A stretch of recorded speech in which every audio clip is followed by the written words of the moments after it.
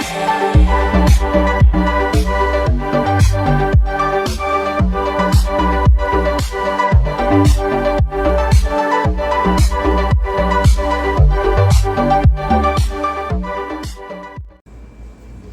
tema de hoy es familias con propósito.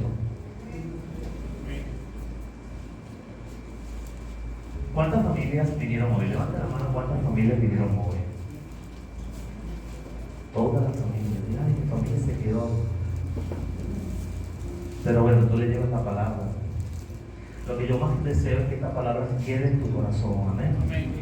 Y si queda en tu corazón, va a ser de bendición. Vamos a Génesis capítulo 2.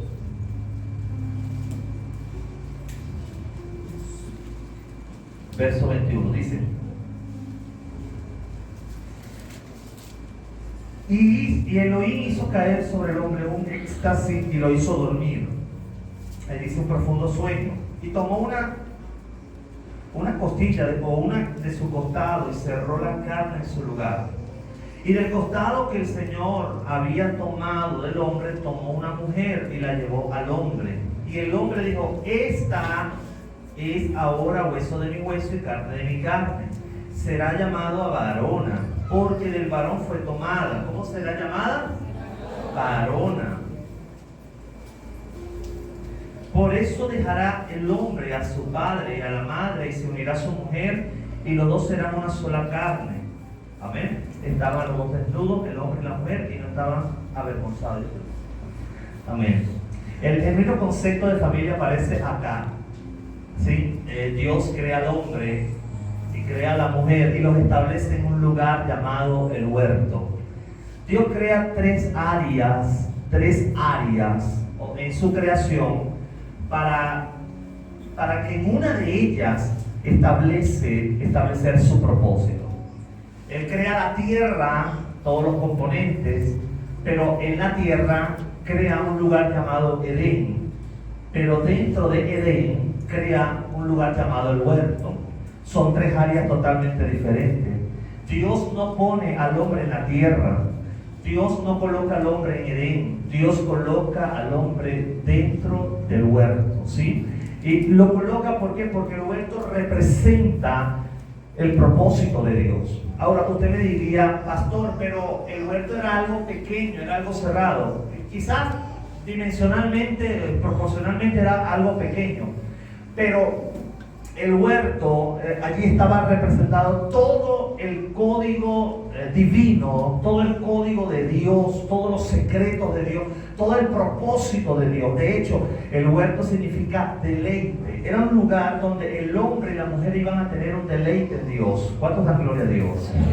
Y el propósito de Dios era que ese vínculo de huerto, ese vínculo de amor, ese vínculo fuese construido en la base de Dios como el propósito principal. Y ese huerto debería el hombre y la mujer construirlo con la bendición del Padre. ¿Cuántos dan gloria a Dios? En la creación Dios crea la tierra. La tierra, hay un predicador que él dice que la tierra representa lo que hoy vemos. Quizás la imagen que usted puede ver en mí se llama tierra, digámoslo así, la tierra. El alma que usted tal vez no ve en mí, pero que sí es real, que usted también la tiene, se le llama, pudiéramos usarlo como tipo de Edén. Pero lo más profundo de tu ser, donde está el corazón, donde están los sentimientos, se llama espíritu. Y en ese espíritu, pudiéramos decir, es donde está todo lo reservado de Dios, el Espíritu Santo, donde está el depósito de Dios guardado. En ese espíritu, pudiéramos llamarle el huerto, ¿sí? Ahora, el hombre fue puesto no en la tierra, como dijimos, no en Edén, sino en lo reservado de Dios. Es más, Dios hace un prototipo cuando manda a Moisés a construir el tabernáculo. Diga conmigo tabernáculo. Están los atrios del tabernáculo, que es la parte exterior y tabernáculo era una construcción, era un mobiliario, un edificio que se mueve, una carpa donde las afueras era el atrio, había un lugar que se llamaba el lugar santo. Digan conmigo, santo. Pero también estaba un lugar reservado, un lugar donde estaba el arca del pacto, era el lugar santísimo. Entonces podemos decir atrio, lugar santo, lugar santísimo. En el atrio estaban todos los sacerdotes, los levitas, y aún parte del pueblo podía entrar a los atrios. Por eso esa canción que dice, Señor, llévame a tus atrios, no tiene sentido para nosotros, porque nosotros en Cristo no estamos en los atrios, estamos en el lugar santísimo. ¿Cuánto la gloria a Dios? Ahora, ¿podemos entrar en el lugar santísimo? Claro que sí. ¿Estamos en el lugar santo? Claro que sí.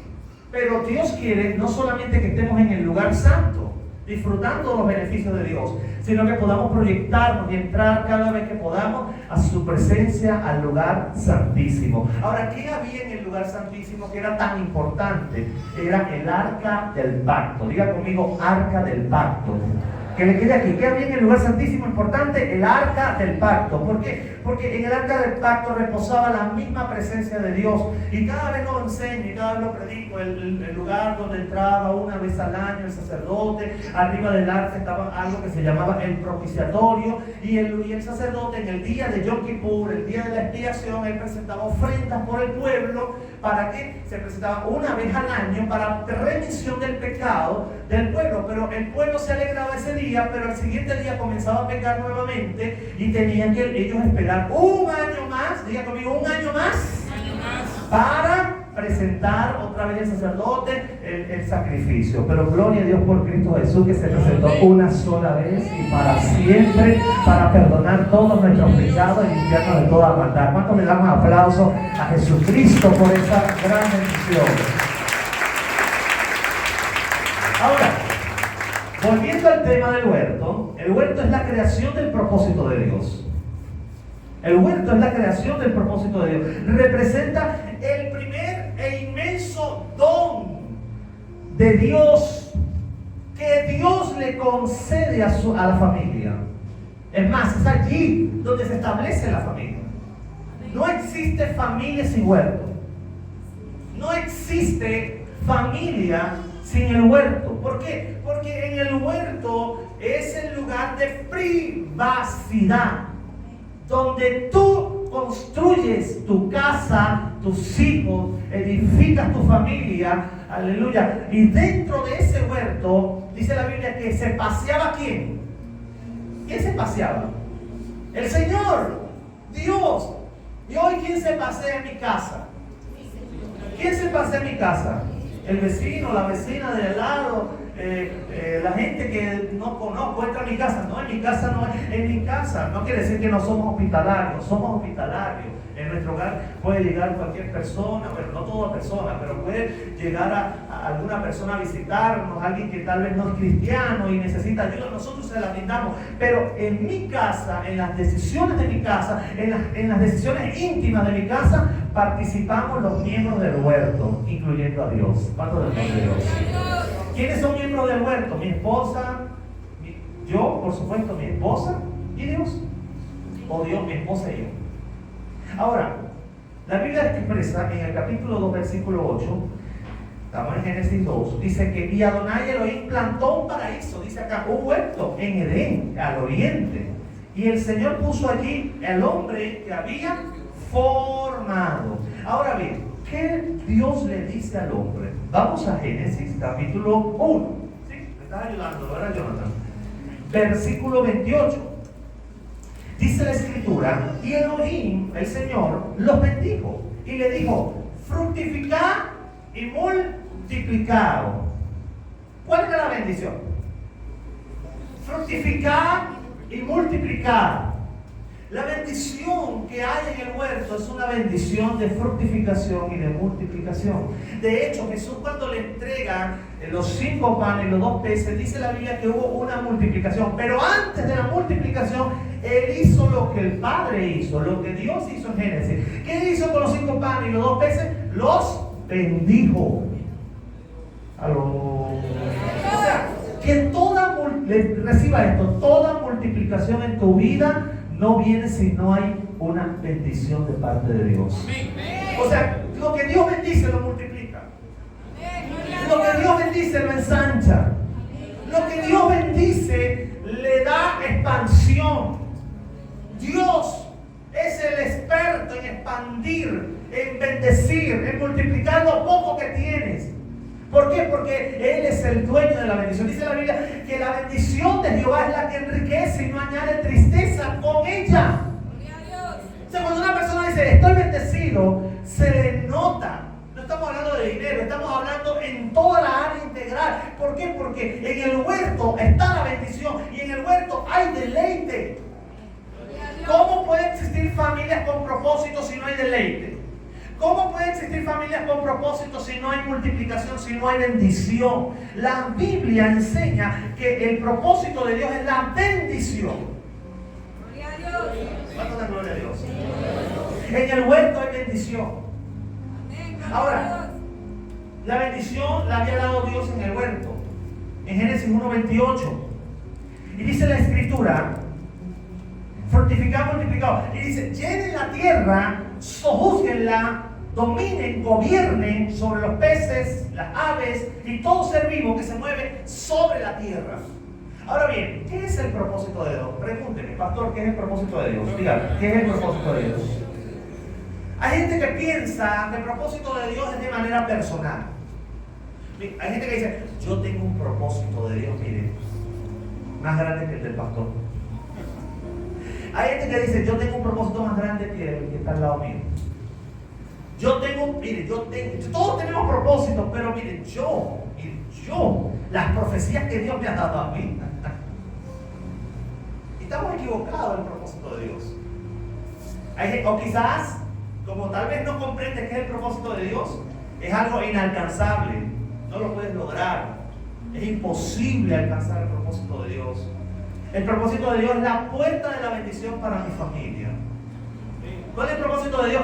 La puerta de bendición para mis hijos. ¿Aló? ¿Cuál es el propósito de Dios? ¿Cuál es, pastor? La puerta, la llave que abre la puerta para que sean bendecidos todos los que conforman e integran mi familia. Por eso esa declaración, en mi casa hay profeta, en mi casa. ¿Por qué? Porque yo la declaro, porque yo la creo. Pero para ello debo estar dentro del propósito de Dios. Ahora, estar alejado del propósito de Dios es muerte, separación. ¿Qué pasó con Adán y Eva? O el varón y la varona. Usted dirá, yo ya me sé el cuento, pero es bueno recordarlo. ¿Qué pasó con el hombre? El hombre, Dios le dice al hombre, no comas del huerto. Vamos al versículo, capítulo 2, verso 15. Génesis, ¿sí? Tomó pues Adonai, el Señor, del Alecta, al hombre y lo puso en el huerto para que lo cultivara y lo guardara. Y el Señor impuso sobre el hombre un mandato. ¿Qué hizo Dios? Le dice al hombre, de todo árbol del paraíso come libremente, incluyendo el árbol de la vida. ¿Sí, pastor? Sí. ¿Y Adán por qué no comió del árbol de la vida? No sé. No, esa es una de las preguntas que yo le tengo al Señor. Pero Dios le puso todos los árboles disponibles a Adán. Pero la Biblia dice, pero el árbol del conocimiento del bien y del mal no comerás de él. Cuando decimos árbol, no necesariamente es el mango, es la fresa, es necesariamente los frutos que usted conoce. Pudiéramos decir que en Gálatas nos revela el fruto del Espíritu. Yo creo que había frutos de amor, frutos de paz, frutos de benevolencia, de bondad, de mansedumbre. Pero también estaba el fruto del conocimiento del bien y del mal. Era necesario ese fruto comerlo, no era necesario en su relación con Dios. Conocer el bien y el mal no era necesario para Adán ni para Eva. En su momento, el comer del fruto del bien y del mal era para abrir su conciencia, y Dios no quería que trabajara con su conciencia, Dios quería que trabajar con ellos a través de la revelación. ¿Cuántos dan gloria a Dios? Y Dios quería revelarse día a día, que lo conocieran día a día, que pudieran entenderlo, comprenderlo día a día allí en ese huerto. Ahora, el tema es que cuando el hombre decide tomar el huerto por causa de la tentación, porque la tentación va a venir. Si vino sobre Adán y Eva, ¿usted cree que también no va a venir sobre usted? También va a venir sobre mí. Todos estamos expuestos a ser tentados por Satanás. ¿Para qué? Para hacer lo malo. Ahora Dios le da un mandamiento. El problema no es que coma el árbol. El problema era la palabra que había soltado Dios. Mire, cada palabra de Dios es tan importante como tu respirar. Cada palabra, cada mandamiento, cada instrucción que Dios da, cada instrucción que Dios da en su palabra es vital para ti. Por eso estás en este lugar, porque necesitas oír la palabra. ¿Cuántos dan gloria a Dios? El hombre oyó la palabra, la mujer oyó la palabra, pero el diablo vino y le dice a la mujer, miren el capítulo 3. Es necesario que repitan estas cosas. Bienvenidos. Pero la serpiente era astuta, más que todo animal salvaje del que Dios había hecho. Y dijo la serpiente, ¿qué dice la serpiente? Dios les ha dicho, no coman de ningún árbol del paraíso. Ahora yo me pregunto, ¿Dios dijo eso? Miren lo que dice. Con que Dios les ha dicho, no coman de todo árbol. Dios había dicho eso. Dios no lo había dicho. Dios dijo todo lo contrario. Dios dijo, coman de todo árbol. Mira la primera mentira. Y la mujer respondió a la serpiente, del fruto de los árboles del paraíso podemos comer. Podemos comer. Pero del fruto del árbol que está en medio del paraíso, no lo coman. ¿Por qué? Porque si coméis de él, ni lo toquéis para que no mueran. Diga conmigo, morir. Por acá dígalo, morir. ¿Morir qué es? Pastor, morirse en la urna, en la tierra. No, morir no es eso. Dios cuando está hablando de muerte, está hablando de separación. Claramente está hablando de separarme. Mira esto, en el huerto había deleite, en el huerto había paz, en el huerto había gozo, en el huerto no había preocupación, no había problema, no había enfermedad. Había sustento constante, había la provisión diaria, había revelación constante de Dios con el hombre, había deleite. En el momento que el hombre peca, miren lo que dice la Escritura: no comáis de él ni lo toquéis para que no muráis. La Escritura dice que la muerte llegó al hombre. ¿En qué forma? Separándolo de Dios. Sigue diciendo, pero la serpiente dijo a la mujer, ciertamente no morirás. Miren cómo le dice el diablo. El diablo le va a decir a usted, no chica, tranquila, todos lo hacen y nada les pasa. Mira la vecina hace lo mismo que tú quieres hacer. Fíjate, ella hace eso y no pasa nada. El diablo te llega y te dice, y yo puedo hacer esto y lo otro. Sí, tranquila, tranquilo chico, no le pares a eso. ¿Sabe? A fulanita y a la otra o al otro lo ha hecho y no le ha pasado nada. Pero el problema no es que le pase algo. La cuestión es que nosotros juzgamos lo que es pecado, si a la gente le va mal o le va bien. Mira, hay gente que anda en pecado y le va tan bien, mejor que usted. Ríase, amado. Hay gente que anda en pecado y anda financieramente bien, económicamente bien. Pero ¿saben algo? Alejado de Dios, separado de Dios. ¿Sabes? Tu bendición no está en tener, tu bendición está en estar en Él y que Él es. ¿Cuánto da gloria a Dios? Y dice la Escritura, y pidió la mujer, el versículo 6, pidió la mujer que el árbol era bueno para comer y agradable a los ojos y deseable para adquirir conocimiento, y tomó su fruto, comió y le dio también a su marido. ¿Qué pasó allí? Que estaba con ella y él comió. El problema no era que comiera la mujer, el problema era que comiera el hombre. Diga conmigo paternidad. Ay, santo, ¿será que lo digo? Diga, predica, pastor, predica. Voy a decir algo y esto va a traer revelación. ¿Por qué usted cree, amado, que el Día de la Madre es más importante que el Día del Padre? Yo lo recibí en mi espíritu, y se lo di a mi esposa. ¿Por qué la gente le da tanto énfasis al Día de las Madres? Y yo bendigo a las madres porque es que las madres son una bendición. Vamos a darle un aplauso a todas las madres. No necesariamente porque ellos son días, sino por lo que hacen, por lo que son. Pero ¿por qué hay ese nivel de honra hacia la madre? Y en el Día del Padre es poco, no se ve tan fuerte, tan influyente. ¿Sabe por qué? Porque en Latinoamérica, Venezuela. ¿Sabe por qué? Venezuela, Latinoamérica, Argentina, Chile, Uruguay, Paraguay, Brasil. ¿Sabe por qué? Porque los hombres son sinvergüenza.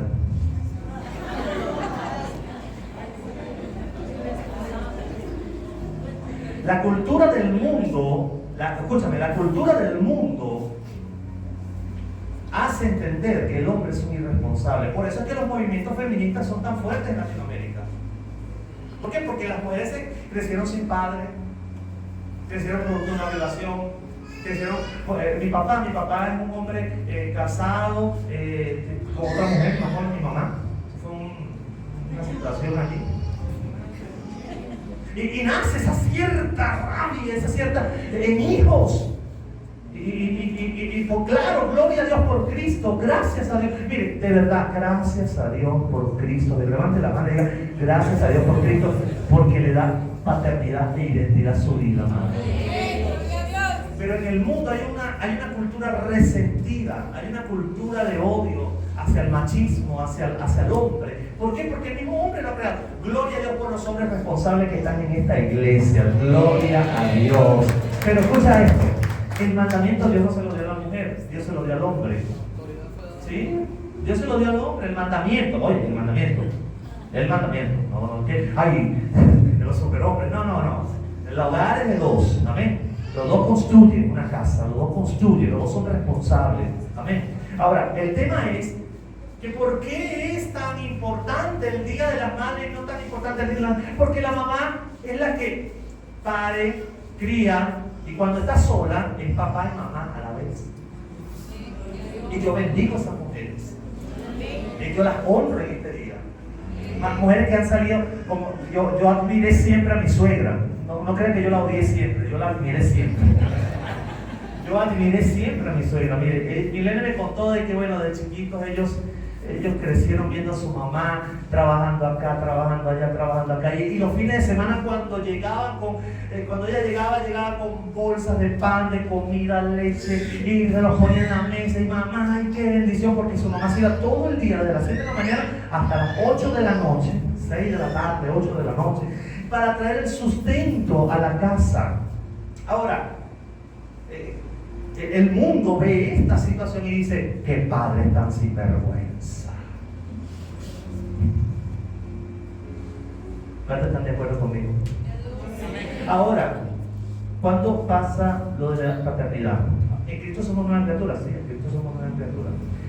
Pero las consecuencias, perdónenme, son irreversibles. ¿Cuántos están de acuerdo? Ahora, el tema no es ese, el tema no es echarle perder el día, el tema es que hoy Dios levanta un entendimiento claro de lo que es el huerto y que el huerto es necesario mantenerlo en la comunión con Dios. Ahora, ¿qué es el propósito de Dios? Le voy a revelar. ¿Sabe cuál es el propósito de Dios? ¿No se lo he dicho?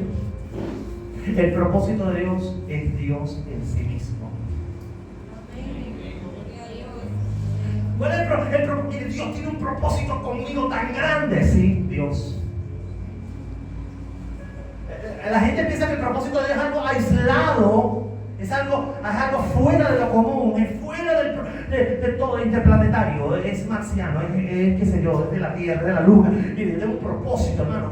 Un hermano que era de otra iglesia me decía, mire, pastor, mire, hermano, yo tengo, no era pastor en ese momento, me decía, mire, hermano, yo tengo un propósito, mire, el propósito de Dios, y hablaba en el mire, es tan grande, y comenzaba a profetizar, y gloria a Dios, y uno se arrancaba la cabeza.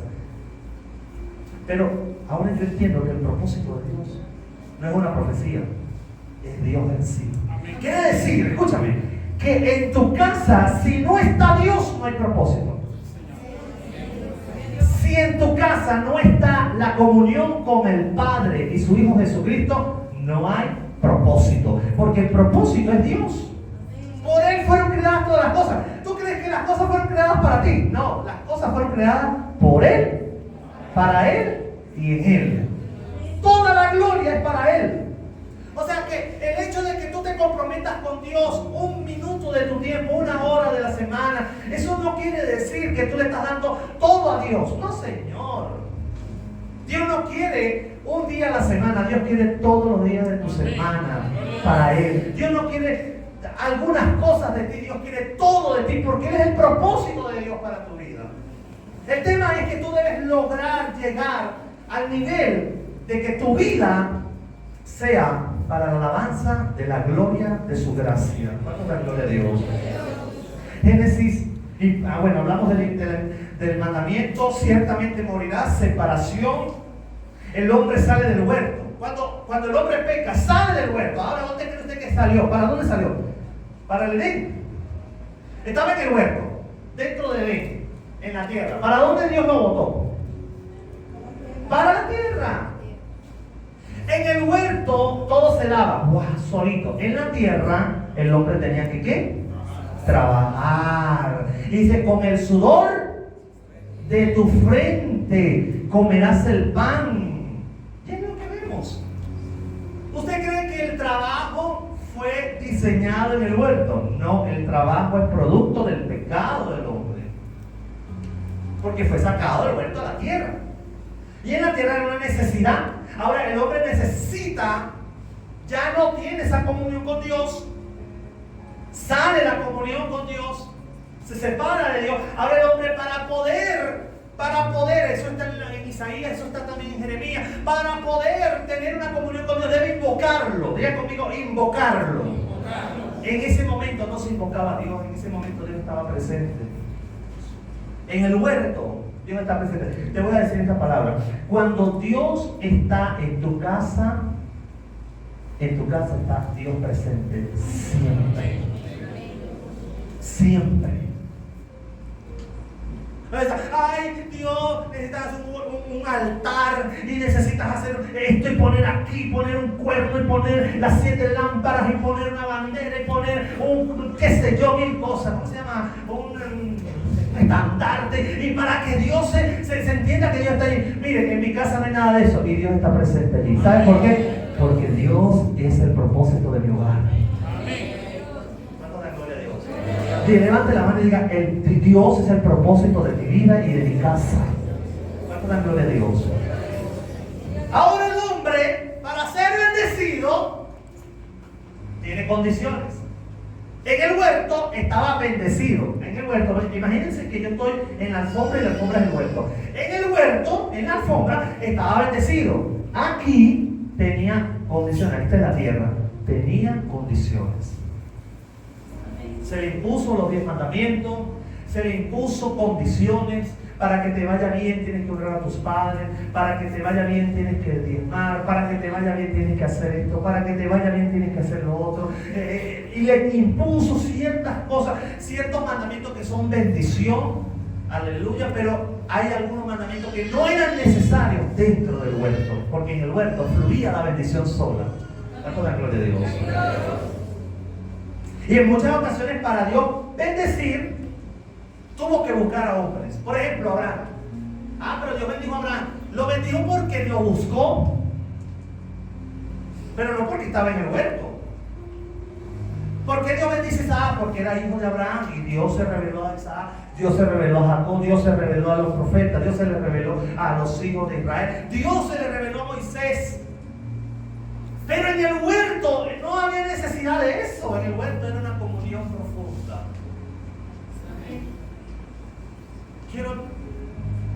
Estamos bien, ¿verdad?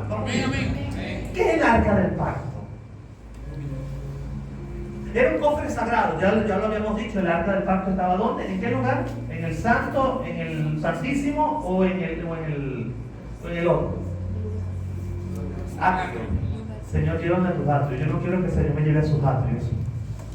Yo quiero que me lleve al lugar santo o al lugar santísimo. ¿Cuántos lo debemos? ¿qué es el cofre? ¿Qué es el arca de Dios? Bueno, es un cofre sagrado que contenía las tablas de la ley, de piedra, donde figuraban los 10 mandamientos. Allí el Señor, en esos 10 mandamientos, el Señor había escrito los 10 mandamientos en piedra y se los dio a Moisés. ¿Sí? ¿Se acuerdan? Que en el monte Sinaí representaba ¿qué? La presencia de Dios, representaba el propósito de Dios. El arca del pacto representaba el propósito de Dios.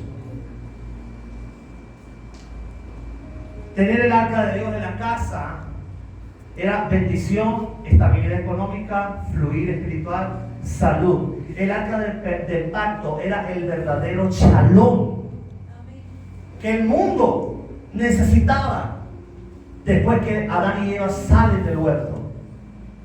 El hombre constantemente hoy necesita paz, shalom, estabilidad, salud. Todo eso se encuentra única y exclusivamente dentro del huerto. ¿Cuántos dan gloria a Dios?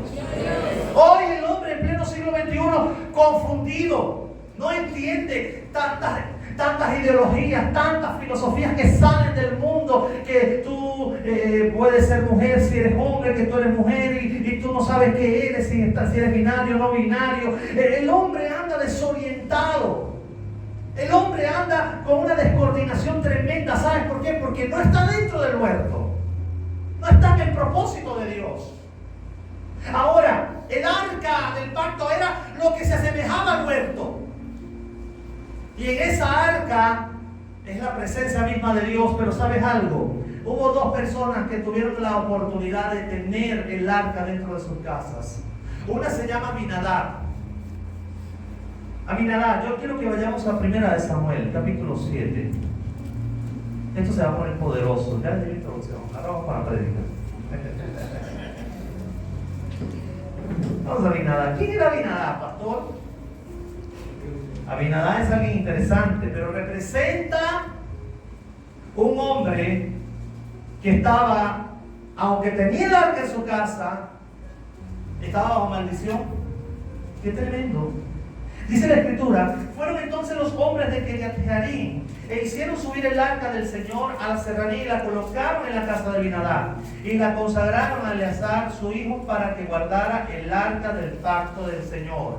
Y desde el día en que el arca quedó en Kiriat Jearim pasaron muchos días, llegaron a ser 20 años.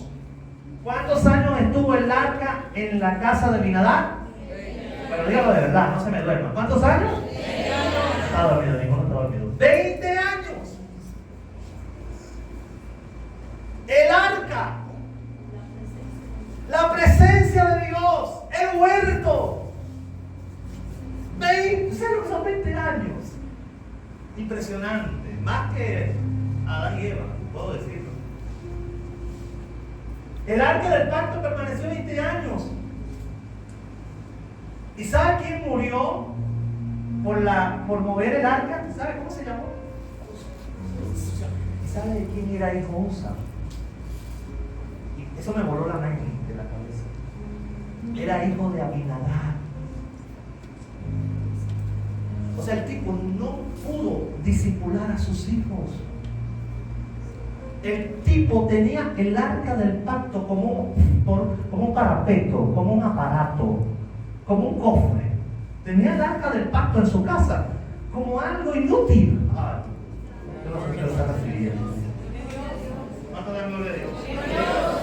20 años teniendo el arca como algo que no sirve, como algo inservible. Era como cuando los filisteos tenían el arca del pacto en la casa de Dagón. Ni siquiera eso, porque los filisteos temieron. ¿Te acuerdas cuando salieron las úlceras, los tumores? Y ellos, ¿qué fue lo que hicieron? Como que fueron unos ratones, ¿verdad? Disculpen mi improvisación, pero ellos mandaron el arca del pacto porque trajo maldición a sus casas, a sus tierras. No hubo cosechas. Pero Abinadab no sintió lo mismo. Abinadab le daba igual si estaba o no estaba. Es ese tipo de creyentes que son tibios, no son fríos ni calientes.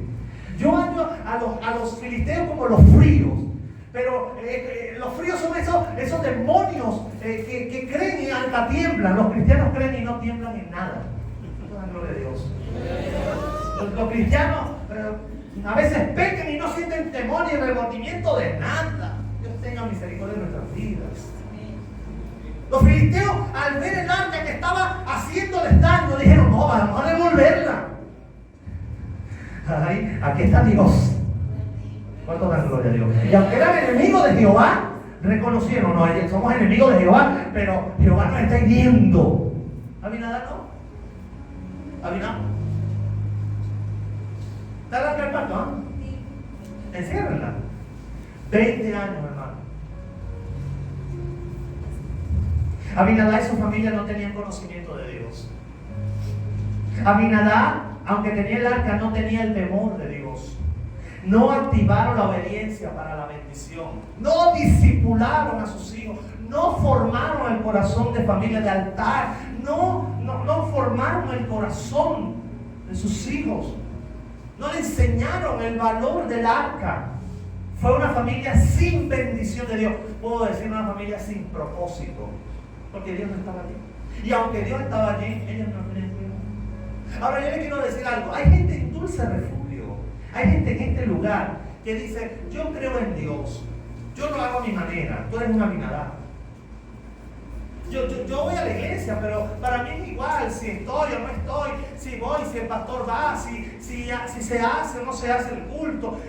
Igual yo voy cuando puedo. Eres una Abinadab, vienes a la iglesia, te sientas y ¿sabes algo? Dios te está llamando a que pases de ser una Abinadab a ser realmente un hijo de Dios que reconoce la presencia de Dios en su casa y en su vida. ¿Cuánto te gloria a Dios? Un Abinadab es aquel que peca sin temor. Consciente de que el arca del pacto está en su vida o en su casa. Mucha gente toma el nombre del Señor en vano. Este es un mandamiento poderoso. No tomarás el nombre del Señor en vano.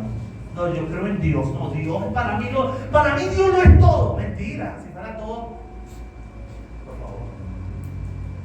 Todavía para mí Dios no lo es todo.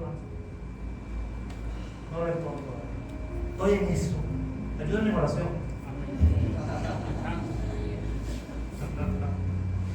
Estoy en eso, hermano, trabajando.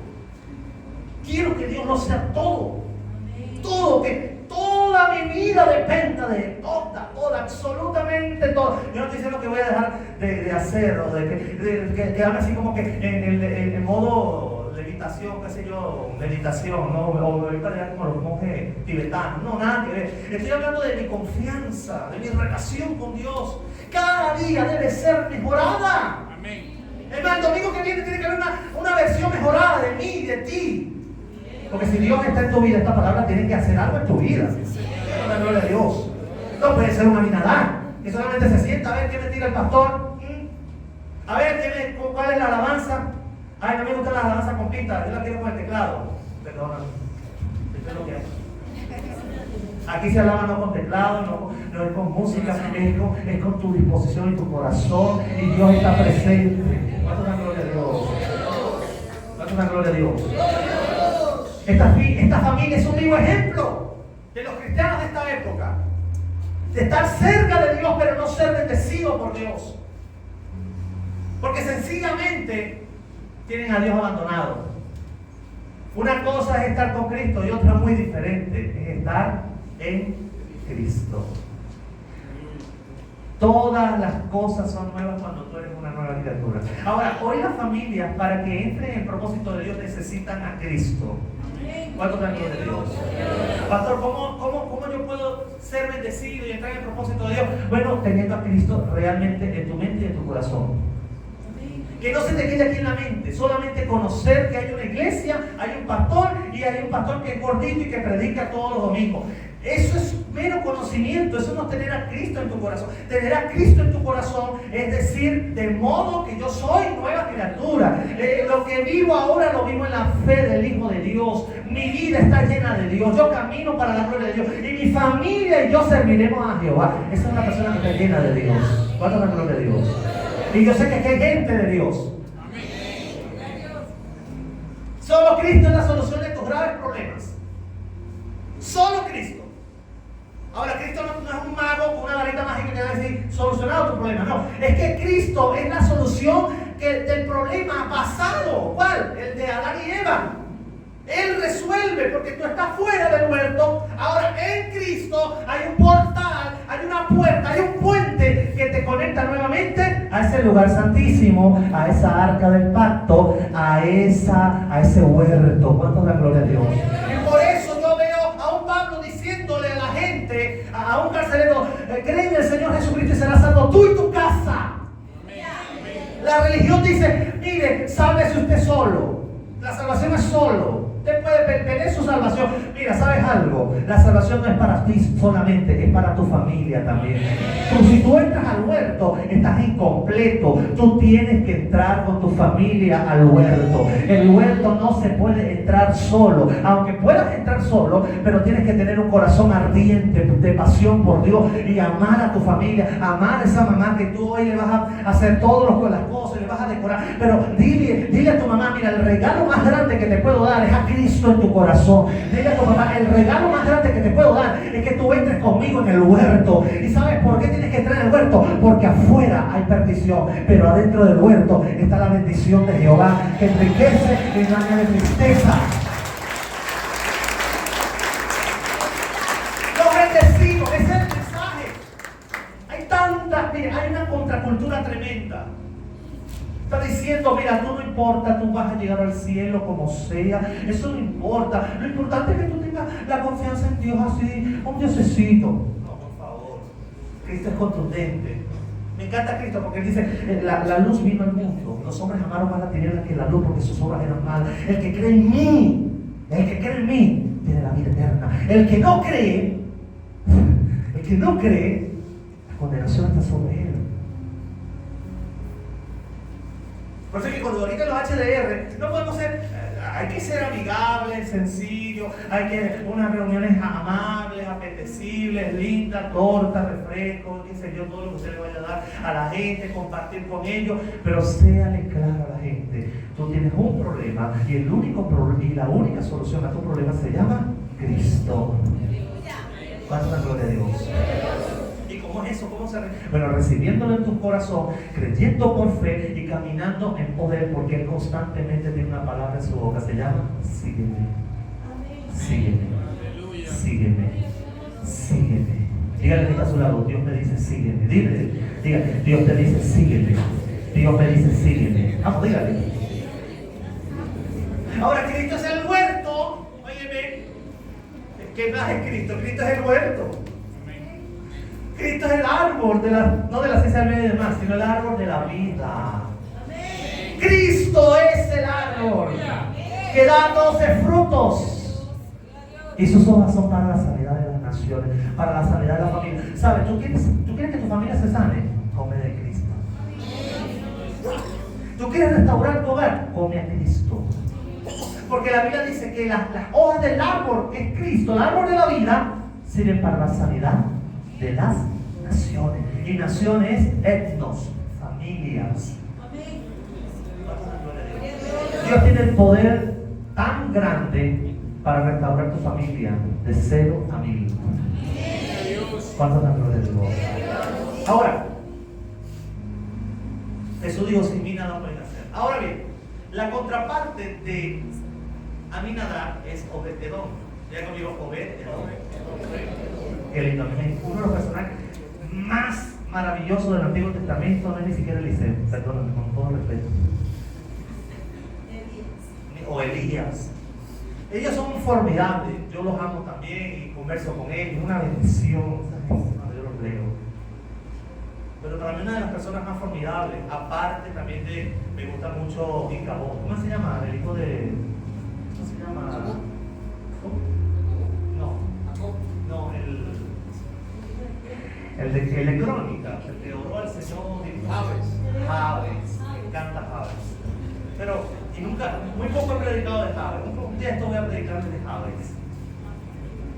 Pero Edom Geteo es un personaje impresionante, me encanta. ¿Por qué? Porque Edom Geteo en el segundo libro de Samuel, vamos al segundo libro de Samuel, capítulo 6.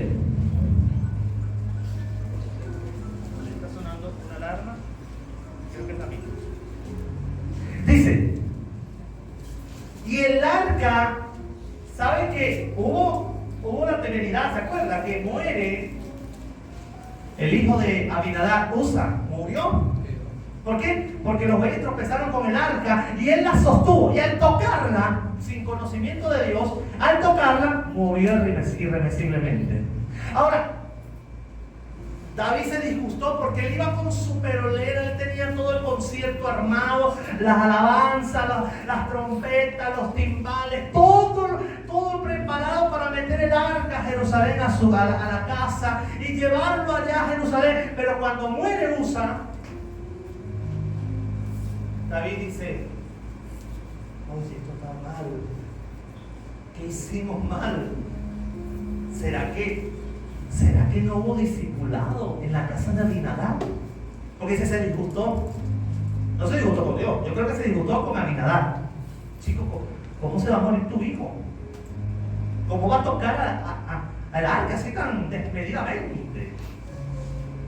Y dice la escritura, el versículo 8, 2 Samuel 6:8, ayúdame Jonathan, 6:8, dice: y David se disgustó porque el Señor había quebrantado a Usa, porque lo llamó, por lo que llamó a aquel lugar Pérez Usa, quebrantamiento de Usa.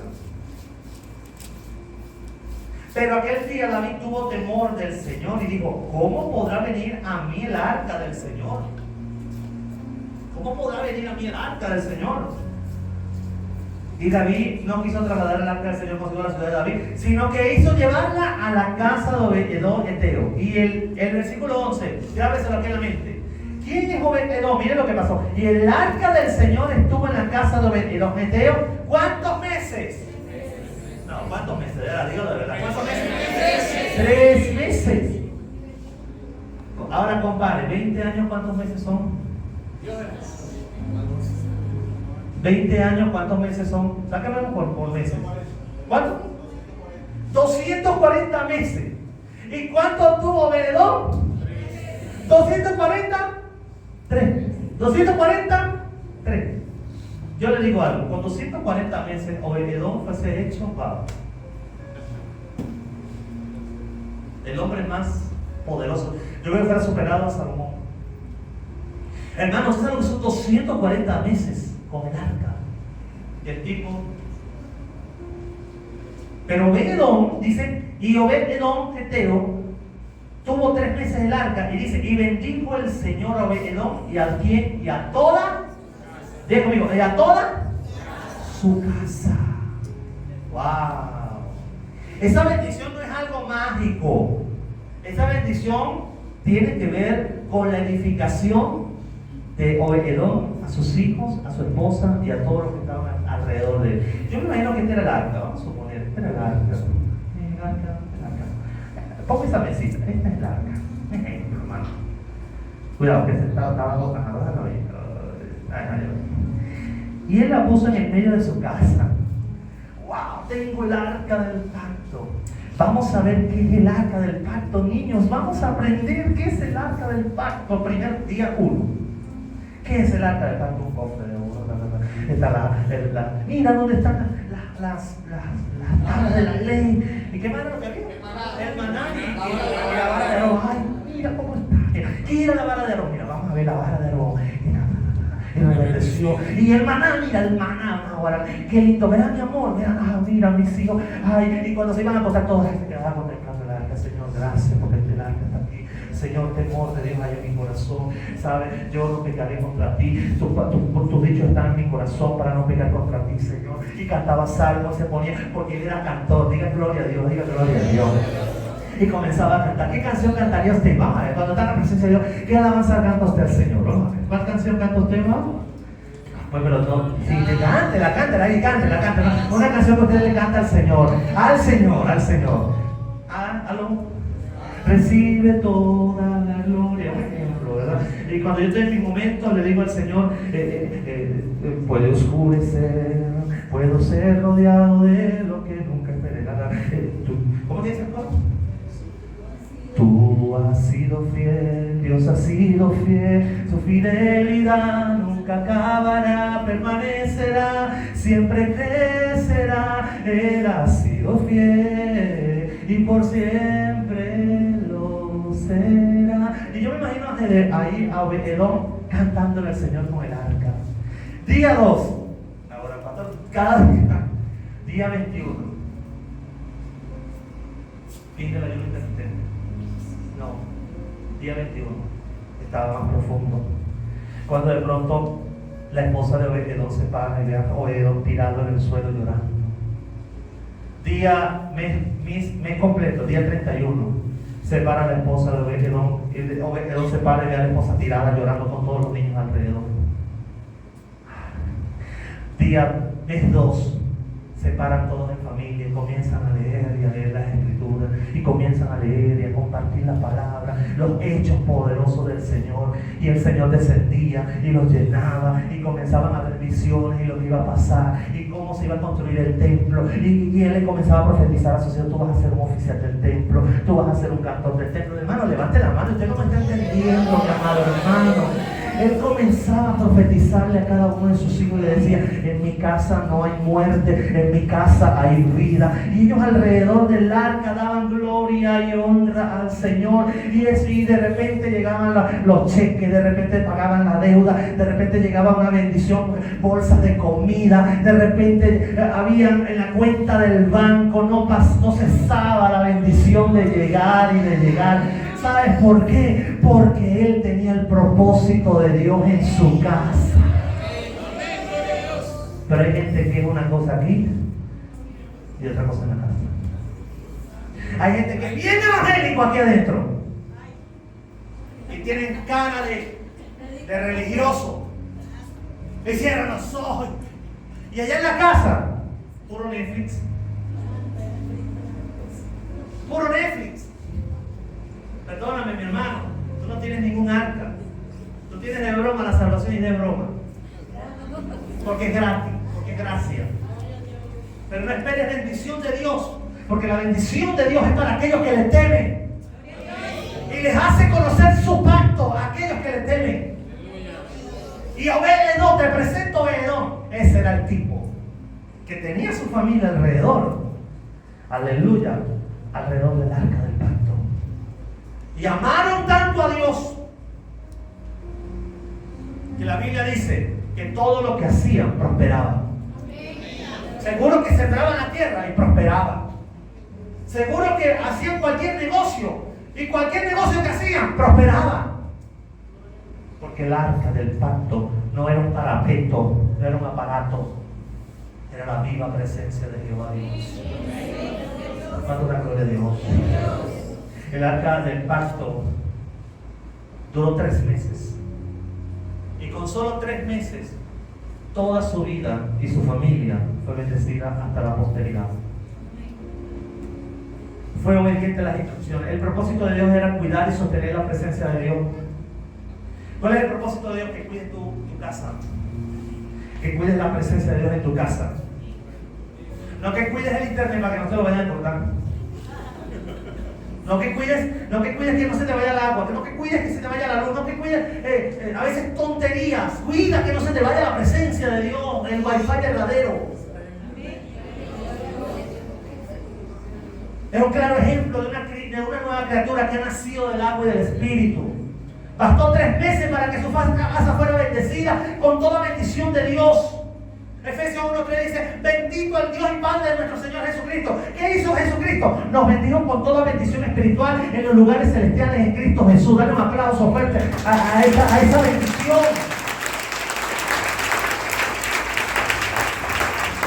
Hoy el arca es Cristo. Levante su mano ya. Hoy el arca es Cristo. Y debe reposar en tu casa. Ahora, la mayor bendición es que tu casa esté Dios y Dios en ellos. Ahora, ¿qué pasó con Obed-Edom? Termino con esto. Primera de Crónicas. Y que tenga la Biblia, léala, por favor. Primera de Crónicas, o primer libro de Crónicas, capítulo 15. Vamos a ver, ¿cuál fue el propósito de Dios? Dice, 15:21, dice: el grupo de alabanza y adoración de David, Mirlo, y con ellos a sus hermanos de segundo grado, Zacarías, Jaciel, Semiramot, Jael, Uni, Eliab, Benaía, Matatías, Elifero, Mitía, Obed-Edom, Así Gemán, Asaf, Etán, que eran cantores, sonaban símbolos de bronce, y Zacarías, Asiel, Semiramot, Jehiel, Uní, Aliad, Masía, Benaía, con salterio en Aramón, Matatía, Elifeleu, Mignia, Obededón, Jehiel y Azarías, para dirigir con liras templadas según el seminita. O sea, él estaba ¿dónde? En alabanza. ¿Cuánto dan gloria a Dios? La bendición se transmite de generaciones. ¿Sabe de quién era hijo Obededón? Nada más y nada menos que de Jedutum. ¿Sabe quién era Jedutum? Jedutum era prototipo de Cristo, así como lo fue Melquisedec. Así como lo fue Melquisedec, así era Obededón. Perdón, así era Jedutum, papá de Obededón. La bendición venía. Jedutum agradó a Dios, Obededón agradó a Dios. Ahora miren lo que pasó. Vamos a 1 Corintios 16:38. Dice 16:38. Junto con Obededón y sus 78 hermanos, y puso como portero Obededón, Ben, Jedutum y Josa. Vamos a 1 Crónicas, seguimos en Crónicas 26, 4 al 5. Dice: también Obededón tuvo hijos. Diga conmigo, hijos. ¿Qué tuvo Obededón? Hijos. Semaía el primogénito, Josabá el segundo, Joal el tercero, Sacar el cuarto, Natanael el quinto. Me buscan al Diógenes y Alejandro, me buscan el significado de cada uno de los nombres. Amiel el sexto, Isacar el séptimo, Peultaí el octavo, porque Elohim lo había bendecido. Wow. No está mal que tenga más hijos, Alejandro. Se vino por allá, vino. No, te lo prometí que no le gustó a ninguno. A ninguno nos gustó. Diógenes, pueden tener más hijos. Pueden tener más hijos. Obededón tuvo 8. Y dice: Amiel el sexto y Sacar el séptimo, porque Elohim, ¿qué había pasado? Lo había bendecido. También a su hijo Semaías le nacieron hijos que gobernaron la casa de su padre. ¡Wow! La bendición fue hasta la posteridad. Dios quiere hacer eso con tus hijos. Pastor, yo no tengo hijos, pero lo vas a tener. Honra a Dios con tu vida. Honra el arca del pacto. Honra a Cristo con tu vida. Los hijos de Obededón fueron bendecidos y quedaron en la casa del Señor. Pero el hijo de Uza, el hijo, perdón, de Aminadab, murió. ¿Quién tuvo más tiempo de honrar a Dios? Los dos tuvieron tiempo, pero uno pudo aprovechar el tiempo. Cuando llegaron, David, vamos, nos llevamos el arca, el edicto real, nos llevamos el arca. Yo creo que Obededón tenía el corazón chiquitico, su familia. Estaban allí y se va. No te vayas. Pero el propósito de Dios es que me vaya, dijo a Dios. Seguro que le habló al oído y le dio consuelo. Yo voy a estar aquí contigo todos los días. No te dejaré, no te desampararé. Siempre, aunque pases por las aguas, te voy a bendecir. Y como me has honrado, te seguiré bendiciendo. Y donde quiera que estés, yo estaré contigo. Levanta la mano y di gloria a Dios. Tu familia me pertenece. Y estarán conmigo no solamente en esta casita, estarán conmigo para ellos en ese momento en el templo. Y me adorarán. Hoy Dios quiere verdaderos adoradores. Hoy quiere familias adoradoras. Por eso hoy hemos decidido hacer los hogares Dulce Refugio en los hogares cristianos. Porque queremos que los hogares cristianos realmente se levanten verdaderos adoradores. Gente que ame a Dios. Gente que levante su casa como un tabernáculo. Donde puedan invitar a su gente. Donde puedan invitar a sus hermanos. Donde puedan adorar. Donde puedan predicar la palabra. Bendito el nombre del Señor. Y cuando ese hogar Dulce Refugio esté lleno de Cristo, y tú lo haces con devoción y vida y con tu corazón, levanta la mano. La bendición que vino sobre Obededón también va a venir sobre tu casa, porque no es el arca, es Cristo personificado, es Cristo de espíritu y en verdad que va a estar allí llenando nuestras vidas. ¿Cuánto dan gloria a Dios? Por eso le invito, haga de su familia el propósito de Dios. Permita que su familia no sea una maldición, sino una bendición. No declare palabras de maldición sobre sus hijos, ni mucho menos sobre su mujer, sobre su esposa, sobre su esposo. No declare maldición, declare la bendición. Hoy, en el Día de las Madres, vaya que su mamá, dele un regalo, abrácela, pero no se olvide de ella después del año que viene. Ay, mamá, después de un año feliz día, porque es hipocresía, mi amado. Hágalo siempre, vaya, comparta con su vieja. Mire, bendiga, llévele pan, no le lleve cargas. Hoy el Día de las Madres, vi un video, un Día de las Madres bien cómico, unos maracuchos, ¿verdad? No, mamá, y le llevaron caja de cerveza, y la sopa, y la harina, pan, y para allá, y el perro, y para allá. Y después en la noche le estaban matando a los hermanos porque estaban borrachos.